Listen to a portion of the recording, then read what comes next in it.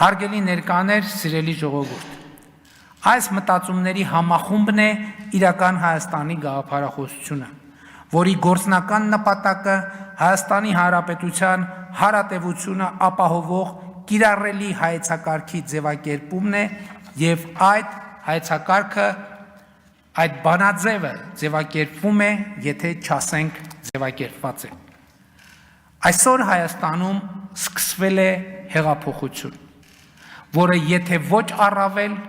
առնվազն նույնքան կարևոր է, որքան 2018 թվականի ժողովրդական ոչ բռնի Թավշյա հեղափոխությունը,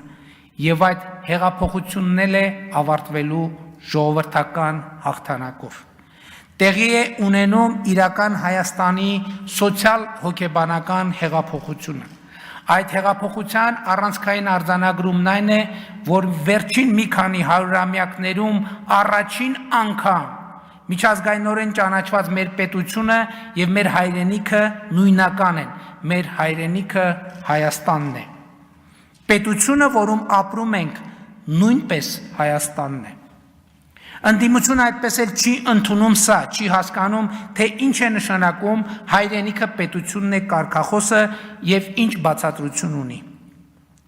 Իսկ բացատրությունն այն է, որ վերջին առնվազն 6 դարում մենք ապրել ենք մի իրավիճակում, երբ մեր հայրենիքը եղել է Հայաստանը, իսկ պետությունը Պարսկաստանը։ Հայրենիքը եղել է Հայաստանը, պետությունը Օսմանյան կայսրությունը։ Հայրենիքը Հայաստանը, պետությունը ռուսական կայսրությունը, հայրենիքը Հայաստանը, պետությունը Խորհրդային Միությունը։ Եվ ինչպես պարզ թվարկումը ցույց է տալիս,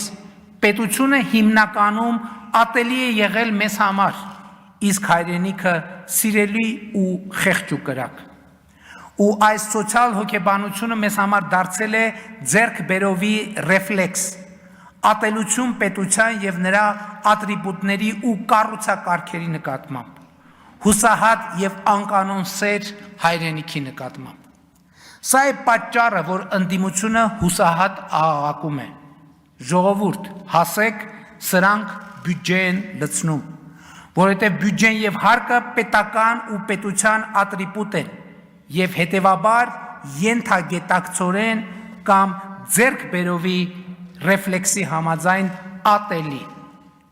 Նրանք չեն ուզում, որ այստեղ պետություն լինի։ Նրանք ուզում են, որ այստեղ լինի հայրենիք, որովհետև հայրենիքը պետական սահման չունի, իսկ պետությունը ունի։ Հայրենիքը քրեական և քաղաքացիական օրենսգիրք չունի, իսկ պետությունը ունի։ Հայրենիքն ի վերջո հարկային օրենսգիրք չունի, իսկ պետությունը ունի։ Հայրենիքը քաղաքացիություն ու քաղաքացիական պատասխանատվություն չունի, իսկ պետությունը ունի։ Եվ այսօր ոչ թե մեր կառավարության,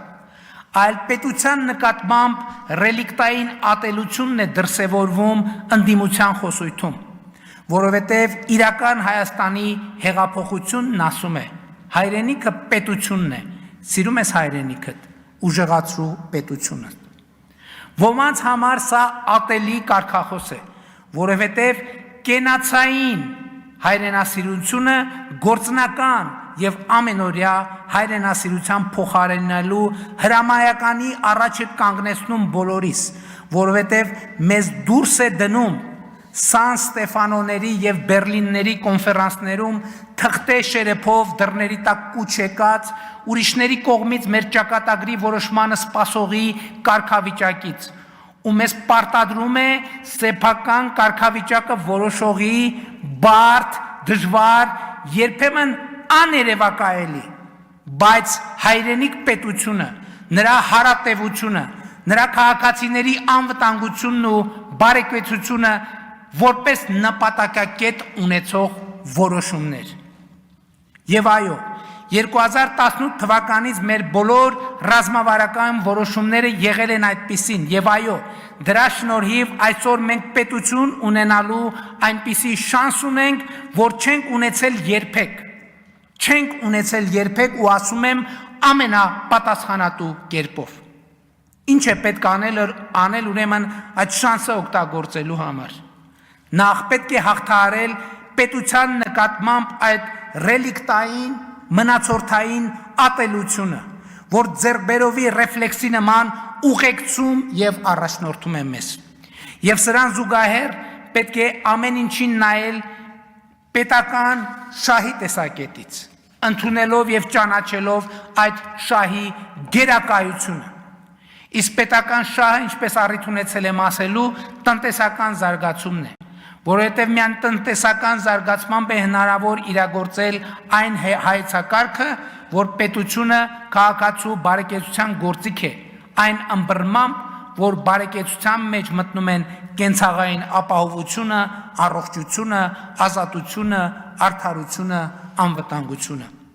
Միայն տնտեսական զարգացման միջոցով է հնարավոր ապահովել կենցաղային ապահովություն, առողջություն, ազատություն, արդարություն, անվտանգություն։